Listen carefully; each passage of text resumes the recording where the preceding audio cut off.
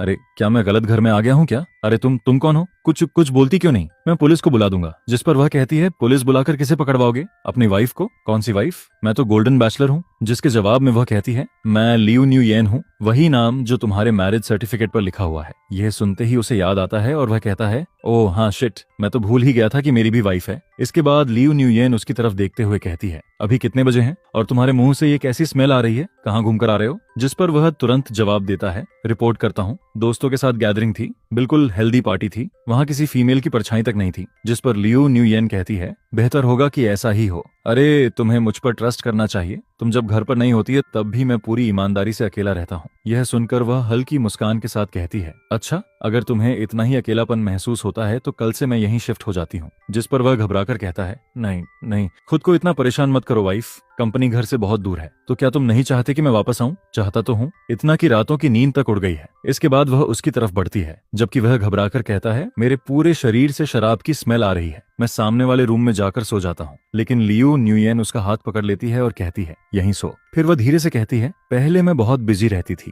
लेकिन आगे से मैं तुम्हें इसकी भरपाई करके दिखाऊंगी। जिस पर वह कहता है, भरपाई की कोई जरूरत नहीं है, मेरा परफॉर्मेंस वैसे ही काफी अच्छा है। फिर वह मन ही मन सोचता है कि उसका मतलब था कि वह अकेले भी ठीक है। इसके बाद वह अपना फोन ढूंढते हुए बुदबुदाता है, मेरा फोन कहाँ गया? भाइयों कोई तो बचाओ। तभी लियू न्यू ये कहती है, रुको पहले मुझे यह चीज लेने दो। जिस पर वह घबराकर कहता है, इतनी जल्दी किस बात की है? वह मुस्कुराते हुए कहती है, गुड बॉय बनो और आराम से सो जाओ। लेकिन मुझे नींद नहीं आ रही। और फिर पूरी रात वह डर के मारे सांस तक धीरे लेता रहता है। उसे लगता है कि कहीं लियू न्यू येन अचानक उस पर टूट न पड़े, लेकिन उसकी सारी कल्पनाएं गलत साबित होती हैं, क्योंकि लियू न्यू येन उसे बस हल्के से गले लगाती है और कुछ ही सेकंड में गहरी नींद में चली जाती है। जिस पर बेचारा पूरी रात जागता रहता है और आधी रात के बाद थक कर खुद ही सो जाता है। फिर अगली सुबह वह सोचता है कि उठकर लियू न्यू येन से आराम से बात करेगा, लेकिन तभी एक महिला आती है और कहती है, नमस्ते मिस्टर गु, मैं प्रेसिडेंट लियू की सेक्रेटरी हूँ, मुझे आपके सामान को पैक करके ले जाने के लिए भेजा गया है। यह सुनते ही वह चौंक जाता है और कहता है, रुको,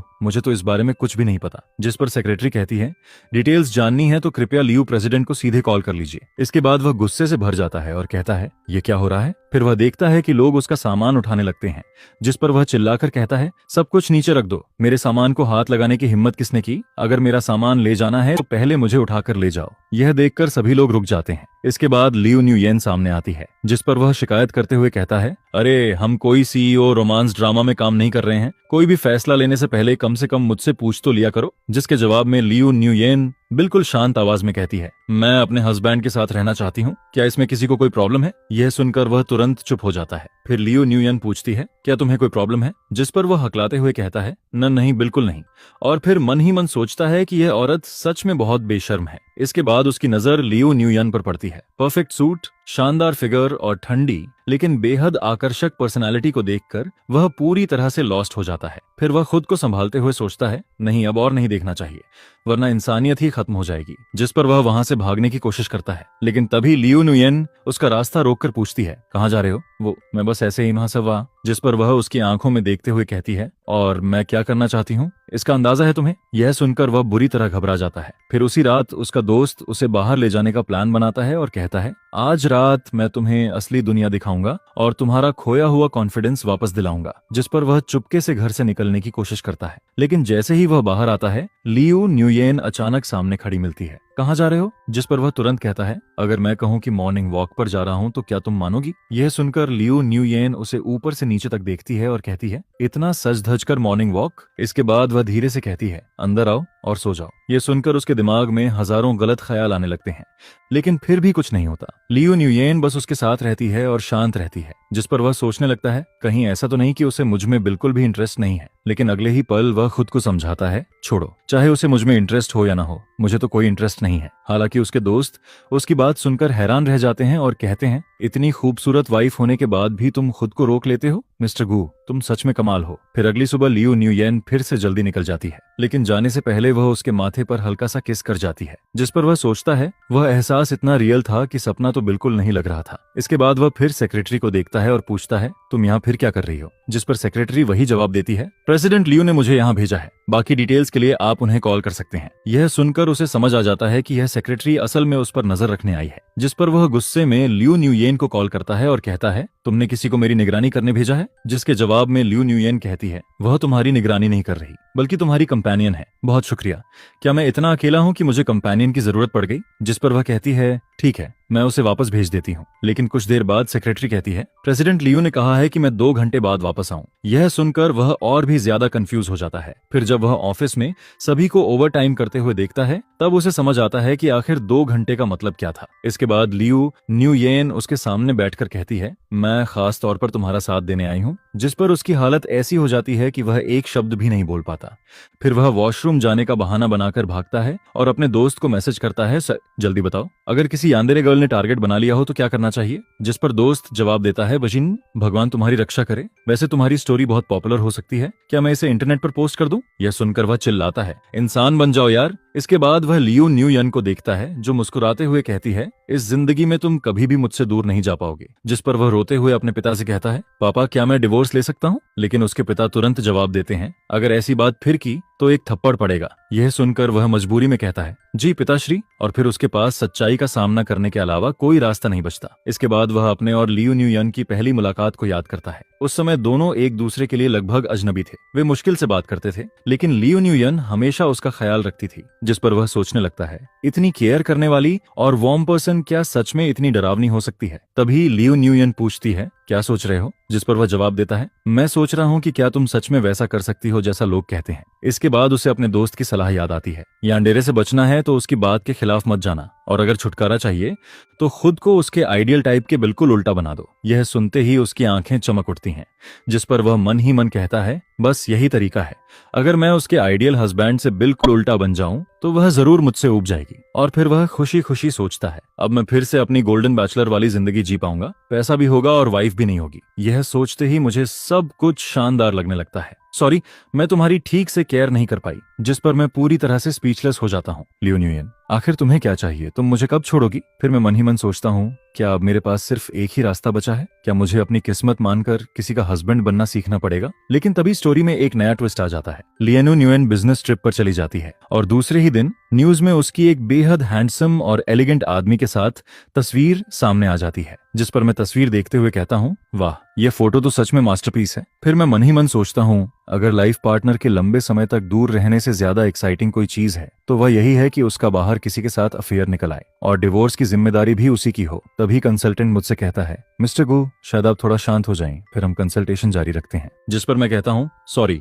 आप बोलिए, मैं सुन रहा हूँ, आ सकता हूँ। इसके बाद वह कहता है मैं सारी इन्फॉर्मेशन आपके फोन पर भेज देता हूँ, थैंक यू। और फिर मैं खुशी से अपने दोस्तों को मैसेज करता हूँ ब्रो, आज रात पार्टी करते हैं, मेरी आजादी का सेलिब्रेशन होना चाहिए। जिस पर मेरा दोस्त पूछता है तू सच में खुश है या बस दिखावा कर रहा है? बिल्कुल सच में खुश हूँ, इस बार शायद मेरा डिवोर्स सच में हो जाए। लेकिन तभी फोन के दूसरी तरफ से एक आवाज सुनाई देती है, तो तुम सच में ऐसा सोचते हो? यह सुनकर मैं चौंक जाता हूँ, तुम यहाँ कैसे? जिस पर लियो न्यू येन दोबारा पूछती है मैं सिर्फ एक बात जानना चाहती हूँ, अभी जो कुछ तुमने कहा क्या वह सब दिल से कहा था? क्या हुआ है तुम्हें? लेकिन वह फिर पूछती है सच बताओ, जो कहा वह सच था या झूठ? इसके बाद मैं घबरा जाता हूँ। फिर मैं अपने दोस्त को कॉल करता हूँ और पूरी बात बताता हूँ। पता नहीं क्या हो गया, वह रो रही थी और रोते रोते मुझसे पूछ रही थी कि क्या मैं सच में डिवोर्स चाहता हूँ। जिस पर मेरा दोस्त कुछ देर सोचकर कहता है अजीब है, लेकिन मुझे लगता है कि वह सच में तुमसे प्यार करती है। अगर ऐसा है तो वह उस हैंडसम आदमी के साथ होटल में क्यों थी? जिसके जवाब में दोस्त कहता है तू भी कमाल का बेवकूफ है, अगर उसके और उस आदमी के बीच कुछ होता तो क्या वह सब छोड़कर तुरंत वापस तुम्हारे पास आती? यह सुनकर मैं चुप हो जाता हूँ। इसका मतलब वह सब एक गलतफहमी थी। बिल्कुल, लेकिन वह मुझसे प्यार क्यों करती है? जिस पर दोस्त हंसते हुए कहता है इस सवाल का जवाब तो भगवान ही दे सकते हैं। इसके बाद मेरे दिमाग में हजारों सवाल घूमने लगते हैं, लेकिन एक बात का जवाब अब साफ हो चुका था। लियो न्यू येन कोई पागल यान्देरे नहीं थी, क्योंकि अभी कुछ देर पहले वह इतनी नाराज और दुखी थी, फिर भी उसने मेरे साथ कुछ भी एक्सट्रीम नहीं किया। लेकिन अब यह जवाब भी ज्यादा मायने नहीं रखता था। इसके बाद कई दिन गुजर जाते हैं। लियो न्यू येन मेरा फोन नहीं उठाती, वह घर भी वापस नहीं आती। हमारे पेरेंट्स भी उसे समझाने की कोशिश करते हैं, लेकिन कोई फायदा नहीं होता। जिस पर मेरे पिता कहते हैं बचपन से ही उसका स्वभाव ऐसा है, जब वह जिद पकड़ लेती है तो कोई नहीं मना सकता। और फिर गुस्से में जोड़ते हैं जिसे तुमने नाराज किया है उसे खुद जाकर मनाओ, अगर नहीं मना पाए तो अपना सामान उठाओ और घर से निकल जाओ। यह सुनकर मैं और ज्यादा परेशान हो जाता हूँ। उधर न्यूज वाली घटना पर लियो ग्रुप की मीडिया टीम ऑफिशियल स्टेटमेंट जारी करती है जिस पर सच सामने आ जाता है। वह हैंडसम आदमी कोई स्पेशल पर्सन नहीं था, वह तो बस कंपनी का एम्प्लॉय था जिसे अचानक ग्रुप फोटो में शामिल कर लिया गया था। एक ही स्टेटमेंट में सारे रूमर्स खत्म हो जाते हैं और अब गलती सिर्फ मेरी बचती है। हे भगवान, क्या मेरी किस्मत इतनी खराब है? इसके बाद मैं लियो न्यूयन से मिलने की कोशिश करता हूँ, लेकिन वह मुझसे मिलने तक को तैयार नहीं होती। मुझे रोकने के लिए उसने सिक्योरिटी गार्ड्स तक को इंस्ट्रक्शंस दे रखी होती हैं। अब तो बिल्डिंग के सारे गार्ड्स मुझे पहचानने लगते हैं, जिस पर मैं सोचता हूँ कि शायद सिर्फ बाई सेक्रेटरी ही मेरी मदद कर सकती है, लेकिन मेरे पास उसका कांटेक्ट भी नहीं होता। इसलिए मैं कई दिनों तक वहीं इंतजार करता रहता हूँ और आखिरकार मेरी मेहनत रंग लाती है। मैं बाई सेक्रेटरी से फ्रेंडशिप कर लेता हूँ। वह मुझे सीक्रेट इन्फॉर्मेशन देने लगती है, यहाँ तक कि अगले दिन मुझे अंदर घुसाने का प्लान भी बना देती है, जिस पर मैं खुश होकर कहता हूँ, आज तो मैंने इस मिशन के लिए खूब पैसा खर्च किया है। अगले दिन मैं पूरी तैयारी के साथ पहुंचता हूँ। बीआई सिस्टर, आज मुझे अंदर ले चलो। क्यों? मैं अपने फादर को कंपनी दिखाने लाया हूँ। लेकिन गार्ड तुरंत कह देता है, स्पेशल सिचुएशन चल रही है, किसी भी आउटसाइड पर्सन को एंट्री नहीं मिलेगी। तभी बाई निंगबिन को फोन आता है, 3 मिनट के अंदर कॉफी मेरे डेस्क पर होनी चाहिए, नहीं तो कल से आने की जरूरत नहीं है। यह सुनकर बाई निंगबिन बेबस हो जाती है और मैं मन ही मन सोचता हूँ, लियो न्यूये, तुम सच में बहुत क्रूअल हो। इसके बाद मैं जहां भी जाता हूँ हर जगह रुकावट मिलती है, जिस पर मुझे यकीन हो जाता है कि यह सब लियो न्यूयन की प्लानिंग है। वह जानबूझकर मुझसे बच रही है। फिर बाई निंगबिन परेशान होकर कहती है, मिस्टर गू, मैं हाथ जोड़कर रिक्वेस्ट करती हूँ, प्लीज लियो प्रेसिडेंट को मना लीजिए, मैं अब और ओवरटाइम नहीं करना चाहती। जिस पर मैं बेबस होकर कहता हूँ, क्या तुम्हें लगता है कि मैं कोशिश नहीं कर रहा? मैं तो उसका चेहरा तक नहीं देख पा रहा। तभी मेरे पिता का फोन आता है, इस शनिवार तुम्हारे ग्रैंडपा का बर्थडे बैंक्वेट है, लियो न्यूयन को साथ लेकर आना। जिस पर मैं घबरा जाता हूँ। अगर उस दिन तक हमारी लड़ाई खत्म नहीं हुई तो मेरे पैर सच में टूट सकते हैं। फिर बाई निंगबिन मुझे एक और इन्फॉर्मेशन देती है, लियो प्रेसिडेंट अभी क्लासिक होटल में है, तुम अपनी जान जोखिम में डालकर मेरी मदद कर रही हो, तो फिर आपको भी मेहनत करनी पड़ेगी। इसके बाद वह बताती है, शाम 7 बजे लियो प्रेसिडेंट एयरपोर्ट जा रही हैं, उन्हें इमरजेंसी बिजनेस ट्रिप पर जाना है। वह कब लौटेंगी? 18 तारीख को। यह सुनते ही मेरे होश उड़ जाते हैं, क्योंकि 18 तारीख वही दिन था जब ग्रैंडपा का बर्थडे बैंकेट होने वाला था। अगर मैं अभी नहीं मिला तो फिर बहुत देर हो जाएगी। जिस पर मैं तुरंत एयरपोर्ट की तरफ भाग पड़ता हूँ और आखिरकार एयरपोर्ट पहुंच जाता हूँ। तभी लियो न्यूयन मुझे देखकर हैरान हो जाती है, तुम इतनी तेजी से यहाँ क्यों आए? जिस पर मैं हांफते हुए कहता हूँ, मुझे डर था कि तुम चली जाओगी और मैं तुमसे कुछ कह भी नहीं पाऊंगा, लेकिन आखिर मैं समय पर पहुंच ही गया। फिर मैं पूछता हूँ, क्या फ्लाइट निकल गई? जिस पर वह मुस्कुराकर कहती है, नहीं। तो तुम अभी तक यहाँ क्यों हो? क्योंकि मैं तुम्हारा इंतजार कर रही थी। यह सुनकर मैं पूरी तरह से चौंक जाता हूँ। तुम्हें कैसे पता था कि मैं आऊंगा? जिसके जवाब में वह कहती है, बाई निंगबिन ने मुझे पहले ही कॉल कर दिया था। यह सुनकर मैं मन ही मन सोचता हूँ कि बाई निंगबिन सच में दोनों तरफ खेल रही है। फिर लियो न्यूयन मेरी तरफ देखकर कहती है, तुम यहाँ किसी बात के लिए आए हो, है ना? जिस पर मैं गहरी सांस लेकर कहता हूँ, हाँ, मैं तुमसे माफी मांगने आया हूँ। मुझे नहीं पता था कि तुम इतनी चिंता करोगी कि मैं गलत समझ बैठूंगा। मुझे डिवोर्स की बात पर इतना खुश नहीं होना चाहिए था। तुम्हें दुख पहुंचाकर मुझे भी बहुत बुरा लगा। लियो न्यूयन कुछ देर तक मुझे देखती रहती है, फिर पूछती है, क्या ये सब सच में दिल से कह रहे हो या सिर्फ ग्रैंडपा की बर्थडे पार्टी के लिए? जिस पर मैं तुरंत जवाब देता हूँ, नहीं, इसका बर्थडे बैंकेट से कोई लेना देना नहीं है। मैं सच में माफी मांगना चाहता हूँ। मैंने कभी तुम्हारे दिल को समझने की कोशिश नहीं की। मैंने तुम्हारी फीलिंग्स को गलत समझा और तुम्हें दुख पहुंचाया। यह सुनकर लियो न्यूयन धीरे से कहती है, हाँ, मुझे सच में बहुत दुख हुआ था। मैं 10 घंटे से ज्यादा फ्लाइट में बैठकर सिर्फ तुम्हें समझाने के लिए वापस आई थी, लेकिन लौटते ही तुम डिवोर्स की बात पर खुशी मना रहे थे। यह सुनकर मैं शर्मिंदा हो जाता हूँ और फिर कहता हूँ, वो पुरानी बात है, प्लीज उसे फिर मत याद दिलाओ। इसके बाद लियो न्यूयन मुस्कुराती है, मिस्टर गू, हमारी शादी के बाद से हमने कभी बैठकर ढंग से बात नहीं की, है ना? हाँ, सही कह रही हो। तो आज रात घर चलकर आराम से बातें करते हैं। लेकिन तुम्हारी बिजनेस ट्रिप मैंने किसी और को भेज दिया है। यह सुनकर मैं चौंक जाता हूँ और फिर पहली बार लियूएन को एक अलग रूप में देखता हूँ। दिन में वह हमेशा स्ट्रांग और कोल्ड दिखाई देती है, लेकिन आज रात हल्की हवा के बीच वह बिल्कुल अलग लग रही थी, शांत, सुकून भरी और बेहद खूबसूरत। और पता नहीं क्यों उसके साथ खड़े होकर मुझे भी एक अजीब सी कंफर्ट फील होने लगती है। सच कहूं तो जब मैं तुमसे पहली बार मिला था तब मुझे तुम बिल्कुल पसंद नहीं आई थी। जिस पर लियू न्यूयेन तुरंत जवाब देती है, कितना कोइंसिडेंस है, मुझे भी तुम्हारा वो घमंडी और ठंडा एटीट्यूड बिल्कुल पसंद नहीं था। ऐसा लगता था जैसे किसी सी ईओ ड्रामा की हीरोइन हो। यह सुनकर वह भी पीछे नहीं हटता और कहता है, और तुम कौन सी कम थी, हर दिन इतने चमकीले और रंग बिरंगे कपड़े पहनकर आती थी। जिस पर वह गर्व से कहता है, उसे फैशन कहते हैं, स्टाइल कहते हैं। लियो न्यूयेन हल्का सा मुस्कुराते हुए कहती है, तुम भी फैशन समझते हो क्या? फिर दोनों पनाप पुरानी बातों को याद करने लगते हैं। असल में उस समय दोनों ही फैमिली द्वारा तय की गई इस शादी से खुश नहीं थे, इसलिए पहली मुलाकात में दोनों ने जानबूझकर खुद को जितना हो सके उतना नापसंद दिखाने की कोशिश की थी, लेकिन आखिर में कुछ भी नहीं बदला। शादी तो फिर भी हो गई। इसके बाद लियू न्यू येन धीरे से कहती है, शादी के शुरुआती दिनों में मैं तुमसे मिलना ही नहीं चाहती थी, इसलिए हमेशा काम का बहाना बनाकर घर नहीं आती थी। लेकिन अंदर ही अंदर मुझे तुम्हारे लिए बुरा भी लगता था, इसलिए मैं सिर्फ तुम्हें पैसे ट्रांसफर कर देती थी। जिस पर वह तुरंत हंसते हुए कहता है, उसमें बुरा मानने वाली क्या बात थी, वो तो मेरी लाइफ का सबसे सुखद समय था। यह सुनकर लियो न्यू येन हैरान हो जाती है और वह आगे कहता है, सोचो जरा, वाइफ पैसे भी भेज रही थी और घर भी नहीं आ रही थी। इतना बड़ा घर पूरा का पूरा मेरा था। जब मन करता सोता था, जब मन करता घर लौटता था। वो फीलिंग सच में टॉप क्लास थी। जिस पर लियू न्यू येन अविश्वास से पूछती है, सच में? बिल्कुल सच। तुम्हें अंदाजा भी नहीं है कि मैं कितना फ्री था। यह सुनकर लियू न्यू येन अचानक कुछ सोचती है और कहती है, तो फिर मदर ने मुझसे झूठ बोला था क्या? उन्होंने कहा था कि तुम बाहर से बहुत चीयरफुल लगते हो लेकिन अंदर से बहुत सेंसिटिव हो और तुम बहुत आसानी से हर्ट हो जाते हो। उन्होंने ये भी कहा था कि तुम अकेलेपन से बहुत डरते हो। अगर तुम्हें अकेला छोड़ दिया गया तो तुम बहुत दुखी हो जाओगे। यह सुनकर वह लगभग उछल पड़ता है। क्या मॉम ने ऐसा कहा था? जिस पर लियू न्यू येन सिर हिलाती है। उन्होंने कहा था कि तुम अकेले रहोगे तो बहुत उदास हो जाओगे, दिल टूट जाएगा तुम्हारा। यह सुनकर वह हंसने लगता है। मॉम ने सिर्फ इसलिए ऐसा कहा होगा ताकि तुम घर वापस आ जाओ। लेकिन तभी लियू न्यू येन उसे घूरते हुए कहती है, और तुम्हारे सोशल मीडिया पोस्ट्स का क्या? अकेली लंबी रात, खाली दिल, उदास आत्मा, वो सब क्या था? जिस पर वह तुरंत सफाई देता है, वो मैंने पोस्ट नहीं किया था। किसी ने मेरा फोन उठाकर मजाक में पोस्ट कर दिया था और मैंने तो तुरंत डिलीट भी कर दिया था। फिर वह हैरानी से पूछता है, रुको, तुमने वो भी देख लिया था? लियू न्यू येन धीरे से सिर झुका लेती है। तो वो सच नहीं था? बिल्कुल नहीं। यह सुनकर वह कुछ पल चुप रह जाती है। फिर कहती है, मैं इतने सालों से खुद को दोष देती रही। मुझे लगता था कि मैंने सच में तुम्हें बहुत दुख पहुंचाया है। जिस पर वह मुस्कुराकर कहता है, अब सच पता चल गया तो अभी भी देर नहीं हुई है। हम पहले की तरह रह सकते हैं। लेकिन लियू न्यू येन तुरंत मना कर देती है, नहीं। फिर उसकी आंखों में देखते हुए कहती है, मिस्टर गू, अब तुम मेरे हस्बैंड हो। तुम्हारी केयर करना मेरी जिम्मेदारी है। मुझे तुम्हारे साथ रहना है। यह सुनकर वह गंभीर हो जाता है और फिर कहता है, लेकिन हमारी शादी तो सिर्फ एक कॉन्ट्रैक्ट मैरिज थी। हमारे बीच कोई फीलिंग्स नहीं थी। हो सकता है भविष्य में तुम्हें कोई ऐसा इंसान मिल जाए जिसे तुम सच में पसंद करो।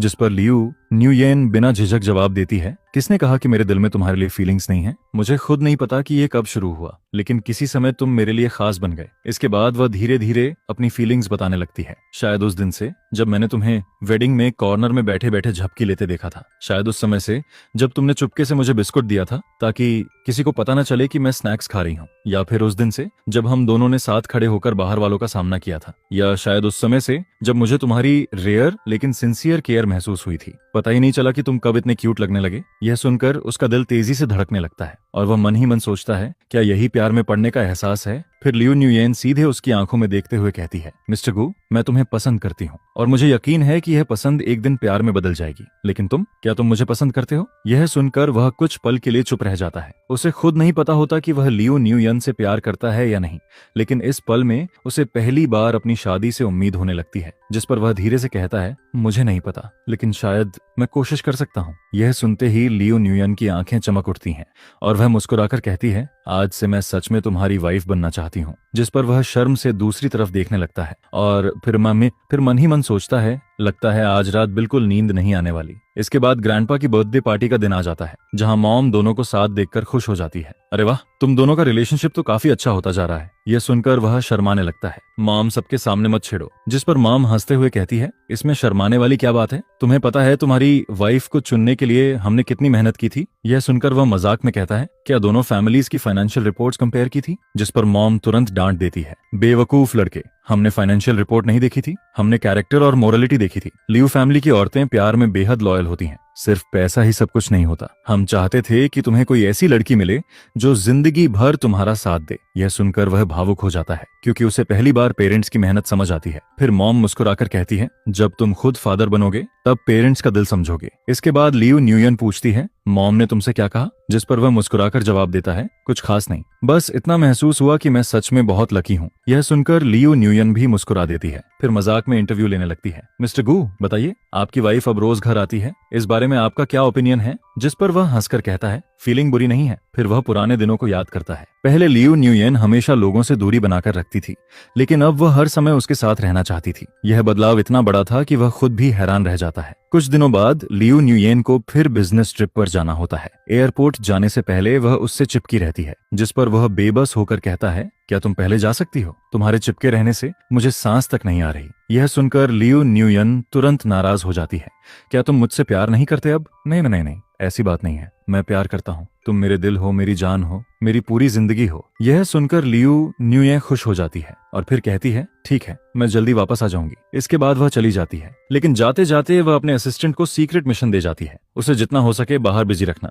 अगर मिशन सक्सेसफुल हुआ तो तुम्हें लेटेस्ट डिजाइनर बैग मिलेगा। यह सुनकर असिस्टेंट की आंखें चमक उठती हैं। उधर वह अपने दोस्त चेंग डाओ के साथ बाहर घूमने निकल जाता है, जिस पर चेंग डाओ कहता है जानते हो हम दोनों को नाइट आउट किए हुए कितना समय हो गया? 1 साल 4 महीने, ठीक ठीक कहूं तो 487 दिन। यह सुनकर वह आह भरता है। यार, प्यार में पड़ी औरतें सच में डरावनी होती हैं। पहले 6-6 महीने घर नहीं आती थी, अब हर समय मेरे साथ चिपकी रहती है। यह बदलाव बहुत ज्यादा है। जिस पर चेंग डाओ हंसने लगता है। तू शिकायत कर रहा है या शो ऑफ? मुझे तो सिर्फ डॉग फूड की स्मेल आ रही है। यह सुनकर वह भी हंस पड़ता है, फिर कहता है छोड़ो उसे। वैसे भी लियू न्यूयेन इस हफ्ते वापस नहीं आएगी, आज खुलकर एंजॉय करते हैं। लेकिन तभी फोन बज उठता है, जिस पर दूसरी तरफ से आवाज आती है प्लान चेंज हो गया है, लियू प्रेसिडेंट कल नहीं आज रात ही वापस आ रही हैं। यह सुनकर उसके हाथ पांव फूल जाते हैं और तभी दूसरा मैसेज आता है, वह तुम्हें ढूंढ रही है। उसे पता चल गया है कि तुम ओल्ड टाइम बार में हो, वह तुम्हें पकड़ने आ रही है, भागो तुम गए काम से। यह सुनते ही उसके चेहरे का रंग उड़ जाता है और तभी पीछे से एक जानी पहचानी आवाज सुनाई देती है। मैंने पहले ही कहा था ना, अभी कुछ भी हो सकता है। वह धीरे धीरे पीछे मुड़ता है और सामने लियू न्यूयेन खड़ी होती है, जिस पर वह घबराकर पूछता है तुम मुझे मारने तो नहीं आई हो? लियू न्यूयेन मुस्कुराती है, ऐसा भी नहीं है, लेकिन अगर अभी भागोगे तो शायद देर नहीं हुई है। यह सुनकर वह हैरान हो जाता है, मुझे भागना क्यों चाहिए? तो क्या तुम मुझे डराने आई हो? जिस पर लियू न्यूयेन उसकी तरफ बढ़ते हुए कहती है और क्या तुम्हें लगा मैं सच में तुम्हें मार दूंगी? फिर वह उसका हाथ पकड़ लेती है और हल्की शिकायत भरे अंदाज में कहती है घूमने चले गए और मुझे बताया तक नहीं? पूरा 1 घंटा हो गया था, मैं डर के मारे परेशान हो गई थी। जिस पर वह बेबस होकर कहता है मुझे लगा था कि अगर मैं बता दूंगा तो तुम नाराज हो जाओगी। यह सुनकर लियू न्यूयेन तुरंत जवाब देती है तो क्या तुम्हें नहीं लगता कि सच छुपाने के बाद मुझे और भी ज्यादा गुस्सा आएगा? जिस पर वह मुस्कुराते हुए कहता है अगर तुम गुस्सा हो जाओगी तो मैं तुम्हें मना लूंगा। लियू न्यूयेन उसकी तरफ देखते हुए कहती है अच्छा, तो अभी मैं गुस्सा हूँ, बताओ मुझे कैसे मनाओगे? यह सुनते ही वह आगे बढ़ता है और उसे प्यार से किस कर देता है, जिस पर लियू न्यूयेन होंठ दबाकर मुस्कुराती है और कहती है नहीं, अभी गुस्सा खत्म नहीं हुआ। फिर वह दोबारा उसे किस करता है, जिस पर वह सिर हिलाते हुए कहती है अब भी नहीं, अभी भी नाराज हूँ। यह देखकर वह हंस पड़ता है और फिर एक बार उसे अपनी बाहों में खींचकर किस करता है। इस बार लियू न्यूयेन के चेहरे पर संतुष्टि भरी मुस्कान आ जाती है, जिस पर वह धीरे से कहती है हम अब थोड़ा बेहतर है। फिर वह उसकी आंखों में देखते हुए कहती है लेकिन अगली बार मुझसे कुछ भी छुपाना मत, समझे? क्योंकि मैं सच में तुम्हारी चिंता करती हूँ। जिस पर वह प्यार से उसका हाथ पकड़ लेता है और सिर हिलाकर कहता है समझ गया। इसके बाद दोनों एक दूसरे को देखकर मुस्कुराने लगते हैं और तभी वह मन ही मन सोचता है कौन कहता है कि ये कोई वाइफ के हस्बैंड को कंट्रोल करने वाला खेल है? असल में यह तो उन लवर्स के बीच की छोटी छोटी रोमांटिक मोमेंट्स हैं जो एक दूसरे से सच्चा प्यार करते हैं। क्योंकि मैं उससे प्यार करता हूँ, इसीलिए मैं खुशी खुशी उसके प्यार में डूबा रहता हूँ।